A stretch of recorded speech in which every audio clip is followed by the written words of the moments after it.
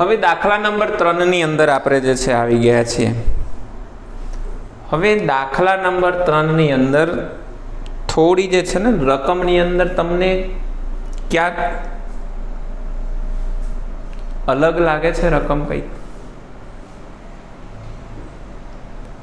સાહેબ તમે કહે છો રકમ અલગ લાગે છે? ના, કઈ નથી. ધ્યાનથી જુઓ, કંઈક લાગે છે અલગ મને. બરાબર તો છે સાહેબ? નથી બરાબર. જો મેં રકમ જે છે જ્યારે વિડીયોની શરૂઆત કરી 2.2 ની અંદર ત્યારે મેં તમને કીધું હતું કે રકમ જે હોય, દ્વિઘાત બહુપદી જે હોય એ ઉતરતા ક્રમની અંદર હોવી જોઈએ. પહેલાં એક્સની 2 ઘાત, ત્યાર પછી એક્સની 1 ઘાત અને ત્યાર પછી અચર પદ એના પ્રમાણિત સ્વરૂપમાં હોવી જોઈએ. જે રીતે કે એક્સની ax² + bx + c સ્વરૂપે હોવું જોઈએ. જો અહીંયા જે 3 છે અચર પદ છે એ ક્યાં છે? વચ્ચે છે. તો પેલા કિંમતને જે છે ને વ્યવસ્થિત રીતે આપણે ગોઠવવાની છે. તો શું કરીએ છીએ અહીંયા? તો કે અહીંયા p of x બરાબર આપણે આ રીતે લખી શકીએ છીએ એના પ્રમાણિત સ્વરૂપમાં. તો કે 6x² - 7x - 3 આપણે એની નિશાની સહિત એના જે છે પ્રમાણિત સ્વરૂપમાં અહીંયા આપણે દર્શાવવાની છે. હવે જો એક્સની 2 ઘાત વાળું, એક્સની 1 ઘાત વાળું, ત્યાર પછી અચર પદ આપણને પ્રાપ્ત થાય. બરાબર? ચલો હવે પ્રથમ અને છેલ્લા, પ્રથમ જે x² નો સહગુણક છે એના અચર પદ સાથે શું કરવાનું છે? તો કે ગુણાકાર. તો 6 તરી કેટલા થાય? તો કે 18 થાય. 18 ના તમારે એવા ભાગ પાડવાના છે કે બાદ બાકી કરીને કેટલા મળવા જોઈએ? તો કે 9 મળવા જોઈએ. તો સાહેબ તમે કહેશો 9 દુ 18, 9 માંથી 2 જાય તો 7 મળી જાય. હા બરાબર છે, વેરી ગુડ. પ્રથમ પદ એમને એમ મૂકો, 6x² નિશાની એમને એમ રાખો, છેલ્લું પદ એમને એમ મૂકો. અહીંયા પહેલાં કેટલા મૂકીશું? 9x, જેથી કરીને આ માઇનસ થઈ ગયું. અને આજ શું થશે? તો કે માઇનસ માઇનસ પ્લસ. તો પણ આ કોણ થઈ ગયું? હવે +2x. બંનેની હવે જોડી બનાવો. જે કોમન નીકળતું હોય કોમન કાઢો. 6 અને 9 કોના ઘડિયામાં આવે? 3 ના ઘડિયામાં આવે ને. તો 3 કોમન નીકળશે ને. અને બીજું સાથે શું કોમન નીકળશે? તો કે x કોમન નીકળશે. તો અહીંયા કેટલા વધશે? 2 વધશે ને. 3 દુ 6, 2 વખત x, એમાંથી 1 x કૌંસની અંદર રહેશે ને 1 કૌંસની બહાર રહેશે. ત્યાર પછી માઇનસ x તો બહાર નીકળી ગયા. હવે 9 ના કેટલા ભાગ પાડ્યા તમે? 3 તરી 9, જેથી કરીને આ 3 જે છે તો બહાર આવી ગયા. તો આ 3 જે વધ્યા એને આપણે અંદર મૂકીશું ને. આ કૌંસને આપણે શું કરીશું? રિપીટ કરીશું, ફરીથી લખીશું. જો 2x -3 એમને એમ. આ 2x ની આગળ કોણ છે? તો કે પ્લસ. કઈ વધ્યું નહીં કૌંસની બહાર, તો આપણે કેટલા રાખીશું? તો કે 1 રાખીશું. ઓકે, જે 2 વખત પદ છે એને આપણે કેટલા વખત લખીશું? તો કે 1 જ વખત. અને અહીંયા 3x પ્લસ કેટલા લખીશું? 1 બરાબર 0. -3 છે બરાબરની આ બાજુ આવશે તો +3 થશે. જેથી x ને કરતા બનાવો તો 3/2 મળશે. આપણને પ્રથમ શૂન્ય મળ્યો. ત્યાર પછી અહીંયા શું થશે? 3x બરાબર -1. જ્યાં x ને કરતા બનાવો જે -1/3 મળે છે. ઓકે, હવે જ્યારે બહુપદીનું જે પ્રમાણિત સ્વરૂપ છે એ બહુપદીનું પ્રમાણિત જે સ્વરૂપ છે એ શું છે? તો કે ax² + bx + c છે. જેથી કરીને એની કિંમત કેટલી છે? તો કે 6. a બરાબર 6, b બરાબર કેટલા છે? તો કે -7 અને c બરાબર કેટલા છે? તો કે -3 છે. હવે શું કરવાનું છે? શૂન્યનો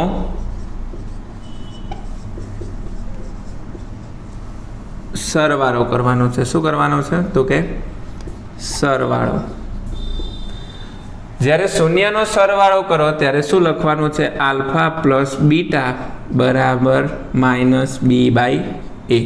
આ સૂત્રના માઇનસ છે અને બીની કિંમત પોતે -7 છે અને છેદમાં કેટલા છે? એની કિંમત 6 છે.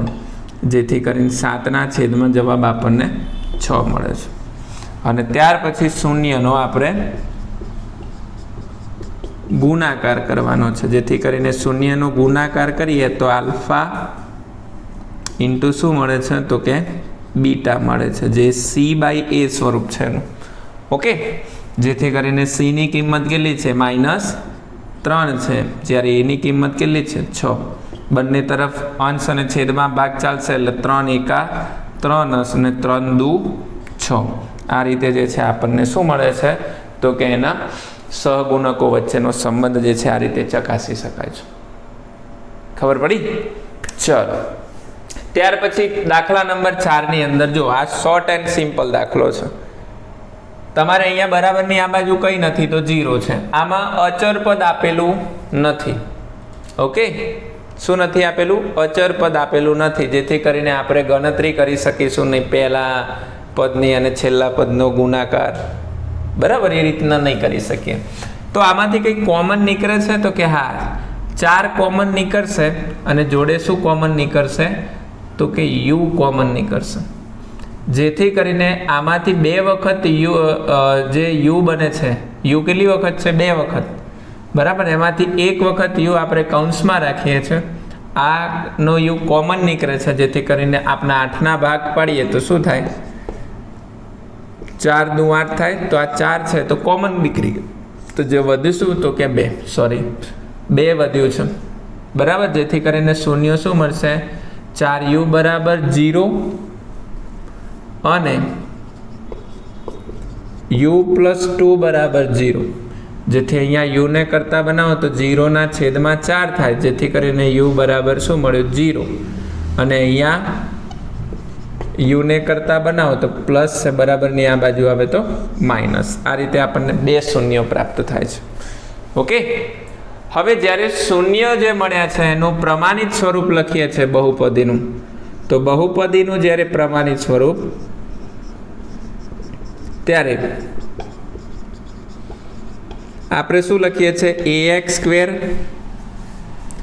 + bx પ્લસ શું લખીએ છીએ c, જેથી કરીને એની કિંમત કેટલી મળે છે બેટા 4, બીની કિંમત કેટલી મળે છે તો કે 8. અહીંયા જો c અચર પદ છે નહીં, જેથી કરીને આપણે જ્યારે શૂન્યનો સરવાળો કરીશું ત્યારે આપણે આલ્ફા + બીટા બરાબર -b/ શું લખીશું a લખીશું. તો બીની કિંમત કેટલી છે 8 છે, એની કિંમત કેટલી છે 4 છે, જેથી કરીને 4 દુ કેટલા થશે 8 થશે. આપણને શૂન્યનો જે છે એ સરવાળો પ્રાપ્ત થાય છે. જ્યારે ગુણાકારની વાત કરીશું ત્યારે ગુણાકાર આલ્ફા × બીટા બરાબર આલ્ફા × બીટા બરાબર c/a, જ્યાં c ની કિંમત કેટલી છે બેટા 0, a ની કિંમત કેટલી છે 4, બરાબર. અહીંયા પણ જવાબ શું મળશે આપણને 0, કારણ કે કોઈ પણ સંખ્યાને 0 સાથે ગુણવામાં અથવા તો ભાગવામાં આવે ત્યારે આપણને જે જવાબ મળે છે શું હોય છે તો કે 0 પ્રાપ્ત થાય છે. ઓકે, ચલો નવો દાખલો જે છે હવે આપણે સ્ટાર્ટ કરીશું.